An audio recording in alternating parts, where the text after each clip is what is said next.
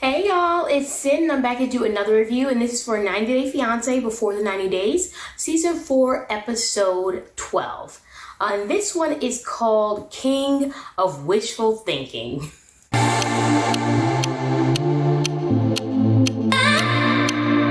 So this is basically the breakup episode. We start off with Varya and George. Last episode in the cliffhanger of George proposing to Varya, like I said, I don't really care, honestly. I don't care about them. But he proposes to her, so he's down on one knee, and she's just like, whoa, buddy, slow down there. What are you doing? So she basically was like, not right now. I'm not sure I want to get married right now. Pump the brakes a little bit, and we can still date. Jeffrey is crushed because he's annoying. Whatever, he's so crushed. Like, oh my god, it's ridiculous. I found somebody that loved me, and I had this hole in my heart, and she's supposed to fill it. Go to therapy. Stop worrying about filling a hole in your heart. That's just weird. So basically, they're just awkward the whole episode. He's about to go back home, so they're in the car and they're riding really far away from each other because Jeffrey is so upset that she said no. And he's just like, I just don't understand. I thought this was going to go differently, and I really wanted this to work, and the ring will look good on you. He just keeps saying all this stuff like he's trying to convince her to say yes, but Varya's like, look, I don't know fully if I should say yes to this. First of all, they haven't been going on for long. It's been like, 3 months? Nothing even crazy. And she's just like, he got criminal past. I don't know, and that's fine. Also, if he was so surprised by the answer, like, this is why you discuss marriage before you propose to people. Some people I know probably were like, oh my gosh, surprise. Like, yeah, it could be a surprise because they don't know the moment. But you should not propose to someone you did not discuss this with. What if they don't want to get married to you or just get married at all? Or like, I don't know, I just feel like these things you should discuss first and not be surprised if somebody says no or get very upset. He doesn't make any sense. It's like ridiculous. So yeah, they're in the car and they're like going to the airport for him to go home. And she's just like, yeah, we'll come back and you'll go to this bar. He's like, why would I come back? So he's being so trash. Like, well, if you want to accept my proposal, we ain't gonna date and I'm gonna gotta see you. All right, bye, Jeffrey. Like, if I was I'd be like, all right, have a nice time with your ugly self. Like, it don't even make no sense. Like, you getting so upset because she said no. Actually, she said not right now. Like, boy, go back to America. Stop being annoying. Seriously. So he just basically like, it's now or never. We're together now or never. Him and his crazy ultimatum. So whatever, they go, she drop him off, and he's just like, this is the end. This is basically the end of us. Have a nice life. Bye. And Varya's just sitting there like, I don't know what to do. Girl, let him go.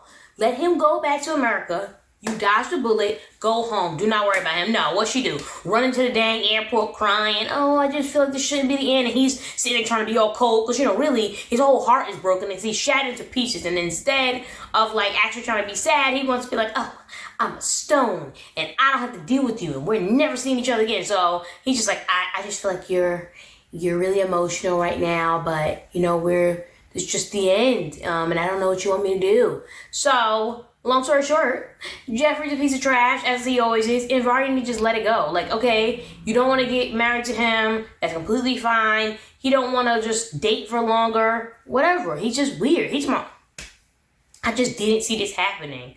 Okay, you didn't see her not saying she didn't want to be with you? Like, that does happen. You don't even know her. Ridiculous. So basically, they break up because he's just like, all right, you don't want to be married to me? We ain't together. So that is them breaking up. And good, because I hope I don't have to see him, even though I know I am. Good, because they don't belong together and Varya desires somebody better. Oh, and just like as a point, this proves that Varya may want to go to America, but she still has standards. And she's just like, listen, I don't know if it's the guy for me. We may not really belong together. And I'm not just going to go with anybody that proposed to me. So this is a little different than probably what Jeffrey thought in the beginning when he's just like, she just wants any guy. She was planning how I like to go to America. Well, clearly it's not that important to go to America. She said no to you. Because why? She don't like you like that. Nah, she actually do kind of like him. She's not ready to get married to somebody that quickly. And it's a rush. And she says it's a rush, and he don't want to listen. It's all about him and his feelings and filling the void in his heart and him. All right, yeah, take your self-centered self back to America and just let it go.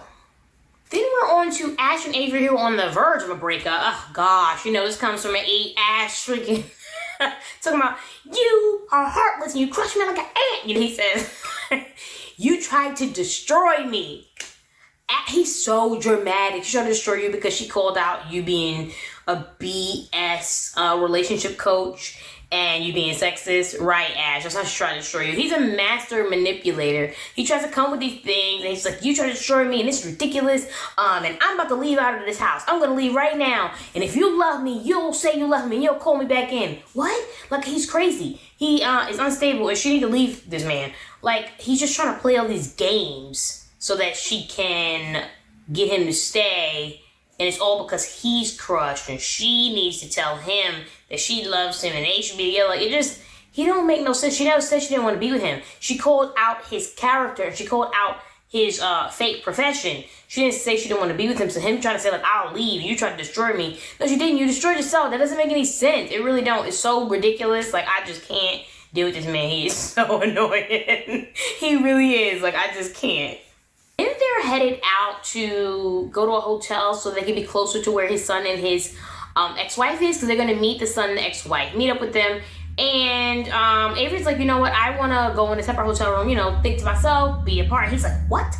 This is ridiculous. We do things together. This is a relationship. It's supposed to be together. I'm like, okay, yet again, unstable. Why is he yelling? He just keeps yelling out of nowhere. There's no need to be yelling.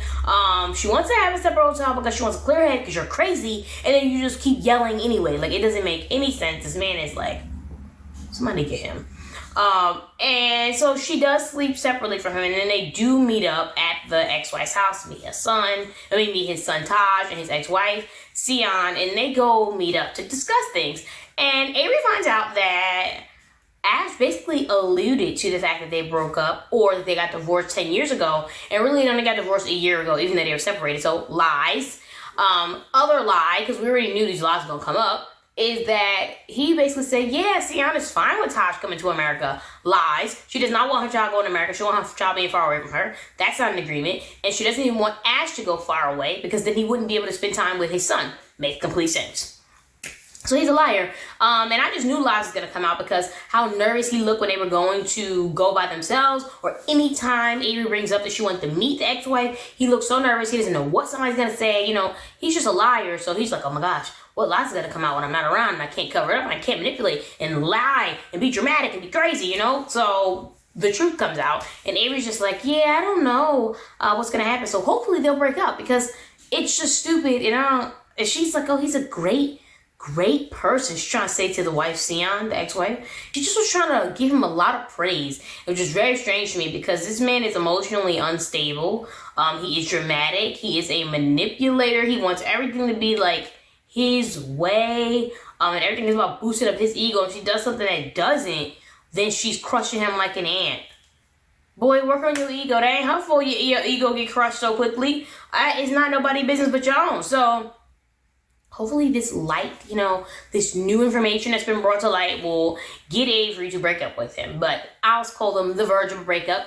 But you know, Avery just got that weird thing about her. I just feel like she'll stay with people forever for no reason. I just get that feeling with her. Like she'll wait till the last straw. Like it should have been like 10 straws before that. She'll just keep adding them on. That's how I feel about her. So we'll see. We'll see what goes on with that. Then it's Stephanie and Erica. Okay, and I said this like 2 episodes ago. I was like, listen, I do not believe this whole we're happy, yay, pictures with sharks, great. I was like, I do not believe them. This is not gonna last long. It's gonna crash and burn. And what did it do? Crash and burn. So we start off and they're talking to Stephanie's mother. Stephanie's like, I'm gonna come out to my mother. We can do it here while we're together and she's in another country and I'm gonna worry about no mess or just going too bad with me being around her. Got it. She gets very afraid, doesn't do it. She's like, oh, I got something to tell you. It's really important. I've been keeping it secret or something like that, she said. And then she's just like, oh, yeah, I went swimming with sharks. Erica's looking mad and annoyed because she's like, I thought you were going to tell her. So failure again for her coming out. Listen, people that come out here all the time, they really do. But I did think it was funny when I was like, oh, she's about to say it. And then she said she went swimming with sharks. Oh, my God. Just a mess. So that put everybody in an awkward situation. Well, especially her and Erica just sitting there knowing the truth, and her mother just staring. I don't know if anybody else get the feeling, but I get the feeling that her mother knows that that's her girlfriend. Just the way she smirks and just looking at them. I'm not sure how she'll react, because there are people who know things about their children and they guess things about their sexuality. And they're happy when they tell them. They're like, oh yeah, thank you for telling me, but I already knew that and we love you. And then there's the people that are like, yeah, I already knew that. I wish you'd have kept it to yourself. And now I won't talk to you no more. So I understand why she's scared. I get it. But we'll just see what happens with her coming out to her mother. So Erica and Stephanie are just like in a hotel, and Erica's looking a little disappointed that she didn't tell her mother. She's just like, I don't want to be a secret forever. And then she reveals a secret. She's like, yeah, I was in a relationship for about 10 years, on and off, and I was a secret to this girl. That was my girlfriend, and I just felt ashamed, like I was a secret. What I will say is I'm a little confused, because I understand she felt like a secret. That makes sense to me, yes, because the girl wasn't out to her parents. But she wasn't out either, so was her ex-girlfriend a secret to her parents too? That's why I'm getting lost in the story. It's really confusing to me. Unless Erica's basically trying to say, like, oh, she probably introduced her to her family as her friend, or just like as a person that she just hangs out with, and the girl just kept her complete secret and nobody ever saw her. That's just a little confusing for me, just because I know Erica wasn't out at the time. So wouldn't they both be a secret, right? No? I don't know. I'm just confused by that. So this information is told to Stephanie, and what Stephanie do? Blow up and act crazy. Listen, not knowing it's somebody's in a 10 relationship that you ain't know about, okay, you'll be like, wait, whoa, where that information come from? You ain't tell me that. Like, why didn't you say that? Not that it's anything crazy, but why didn't you tell me that? Also, ain't she like, isn't Erica like 25? She was with somebody for 10 years? When? When she was 12? I diverge. But Stephanie's like, this is just crazy. I don't understand. We're supposed to be being vulnerable to each other. We're supposed to be being vulnerable. Like, okay, she is being vulnerable. She's telling you how she feels.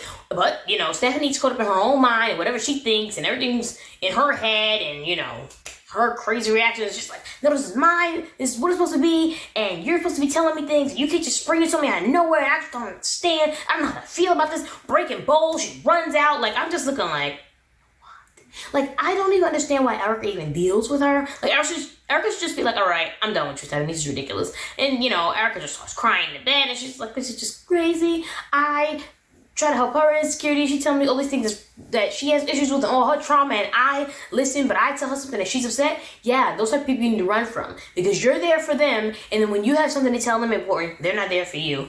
Don't do it. Don't do it with your friends, and don't do it in your romantic relationships, girl. Run. Get away from her. This don't make no sense. So freaking Stephanie comes back in, and she's just like, oh, I just feel like I shouldn't throw in the bowl, but I just don't understand. I can't do this information. It's just ridiculous, and I think we should break up. So they break up, and what's crazy that they break up is Stephanie breaks up with her. Yeah, I knew that this wasn't gonna last. And this really crashed and burned the way I don't know if I pictured it this way, but I just knew that this was not gonna last, this little bliss they were in for like 1.5 episodes. So, here's breakup number 2. For George and Varia breaking up, and then Stephanie and Erica breaking up. Yeah, I think this is good. They are not compatible at all. They're not compatible at all. Erica looks so unhappy when she's always with Stephanie. It just seems like it's not gonna work. Erica's in a new space, but now she's come out to her parents, and she probably wants somebody that's out as well. And Stephanie's in a space where I don't know if she's ready to even come out to her mother. And they're just in different points, and they have different personalities, and they just don't work well together on so many levels. So they need to take this breakup and stick to it and stay away from each other. But we'll see what happens, because people that don't belong together love to just come back like they belong together. Like somehow that makes sense. It don't. Stay apart. Stay apart. All right, and then it's David and Lana. So this fool is back, home, and Lana stood him up again, and he's like, okay, so Lana didn't talk to me for like 2 to 3 weeks, and then she talked to me on the app, and I was like, oh my God, Lana, yay, I love you, even though you stand me up, and we've been in a relationship for 7 years, and you don't really care about me. And he's like, you know what, okay, we're gonna meet up, I'm gonna go back to Ukraine, time number 5? Time number 5, I'm gonna go back, and we're gonna see each other. This man is crazy. This man is crazy. He's just spending more money to go back to see her. So he goes back to Ukraine, the fool that he is. So he gets to the Ukraine, and Lana's supposed to meet him as soon as he gets there, she's supposed to meet him, but then she sends a message on that little stupid website, and she's like, nope, can't meet you this weekend. I can meet you Monday because I have to go to all these hockey games with my nephew. Oh my gosh, like, no matter what he does, she don't care about him. So, or it doesn't matter. So he's like, oh my gosh, it's ridiculous. Hockey, like, where's the priority? Clearly not you, David. Like, clearly she does not care about you. Or maybe it's not even real, but we still have so it's real. But it's just like, she don't care about you. And he keeps he like, I just don't understand. If she doesn't meet up with me on Monday, I am really done. No, you're not. This lady could string you along for 12 years, 20 years, and you would still be like, Lana, love me. Come meet me in Ukraine. I know you stood me up 100 times, but on 101, we're going to still be together. Like, we already know that's what you was going to do, David, so stop. Just stop. Be quiet, go to bed, and wait 2 days until this lady want to meet you. So, he meets up with the private investigator, and he's like, okay, can you tell me if she's actually in this town that she's supposed to be in Keys? And he's like, listen, I can't tell you that. I wouldn't even know because she could be registered somewhere else.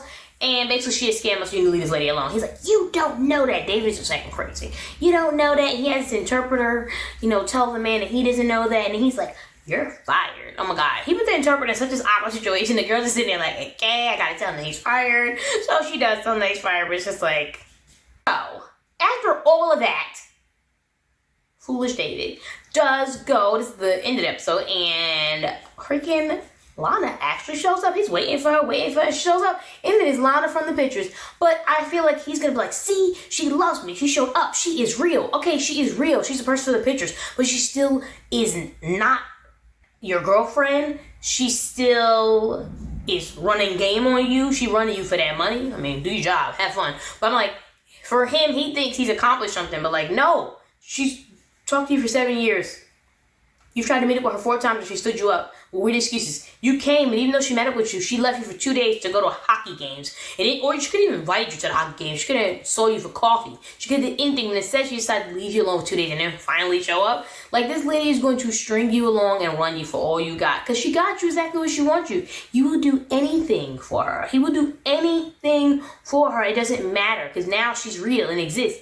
Look at what he was doing before he could even meet her. Imagine what he's going to do now that she's really exists and finally met him. This man is an idiot. So, he just about to get ran for. That's it. He going to have that money gone.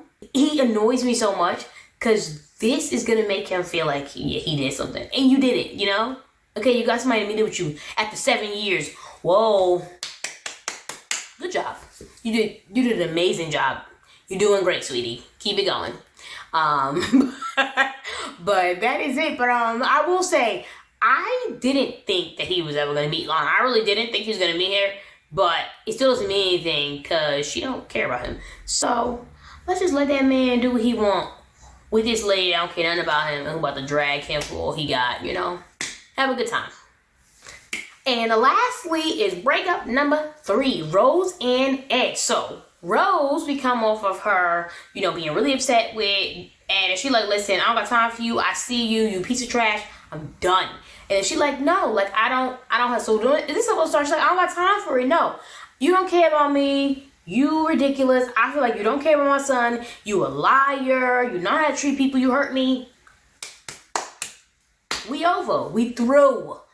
Rose was not playing with him, and I'm just loving it. That's what I love to see. And Ed just sitting there, looking stupid, like, I've never seen him this mad before. I just don't understand. You don't understand that you can't be a liar and a piece of trash, and that it's not gonna catch up to you eventually, you little creep. And he just feel. I feel like he thought he had all this power in a relationship. He's the older man with more money from America, and that he ruled the relationship and he made all the decisions. Yeah, gotcha. Because Rose is not playing games with you. She said, no, we're not doing this. You're a liar. You lie. You don't want to have children. So no. And she's definitely right. I had said about him taking Rose on that trip, I'm like, why wouldn't her son come too? If he says so much that he wants to get to know her son Prince, he puts on all this trash saying he wants to get to know him, but no, he don't. Because the second he got to spend time with him, he didn't stay with him long, and he didn't bring him on a trip to get to learn anything about him. So it's just like this one lie that Ed told, this one extra lie. It was one little crumb on top of a pile of lies, and it just made it all fall down. And Rose said, because she was keeping this on track in her head. She was like, okay, lied about his height, lied about this, lied about that. he get on my nerves. You know, he always trying to embarrass somebody. She was keeping this in her head. So once he did this, she just let it off. Because she never even voiced her opinion about her feeling like he didn't like her son, Prince. But I feel like that's always in the back of her head. She's like, you know what? I'm done. I'm not doing this. And then Ed is like, oh, I can't take this. And he runs away. Because, you know, he over here crying. He's trying to stop himself from crying on camera. He is devastated. Before he runs away, he's like, so I'm a bad person. That's what you're saying, Rose? I'm a bad person? Okay. All right, bye, Ed. Like, you could go. Why are you acting like it's such a big deal? Okay, so you're a bad person. No, you are. First of all, you're an old man trying to get some young woman that you don't even belong with. You're a creep and you're a liar. So, like, yeah, you are a bad person. Why are we doing this? So, run along and go cry in the room. And, yeah, that'll be the end of that. Like, what? That don't even make any sense. These people will be so ridiculous. And he really is like, I am just shocked to his like camera interview. I am just shocked. I just never thought that was happening. Oh, you never thought that you weren't the person that made all the decisions in relationships. That's what it was. You never thought that Rose was gonna come out and do whatever she wanted because you thought it was all your choice and that she was interviewing for a position as your wife. That's what you freaking thought it was. But you thought wrong. And this is good. Because I love to see the creeps hurt and for them to get their money ran. Now, only thing is I feel bad for Rose. I know she probably she was looking forward to like going to America, like making more money for her son, for herself, and for her family, you know, running it from Ed. So I feel bad about that, but I'm so glad that she don't have to be with this creepy man. And she's just like, yeah, she knows her son's going to be disappointed in her family. Because I'm pretty sure her family looking forward to some of that money because, you know, they knew what it was. So, yeah. That's really it. Even with 3 breakups, this episode was still a little bit of a drag. And it's probably because it's a 2-hour slot. You know, like, I just feel like they should figure out a way to cut these down a little bit. Because I didn't have to see every car ride. And then everybody on the plane. Like, it was just so much dragged out. Like, there was no need to see every little thing. And I was just like, okay, let me go to sleep for half of this. Oh, wait, okay, they doing something now? Got it, somebody broke up. Like, that's how I felt. I was just like, okay, can we get on with it? Alright, y'all, so that's it for my recap review of 90 Day Fiance Before the 90 Days, Season 4, Episode 12. I'll see y'all on my next one. Bye!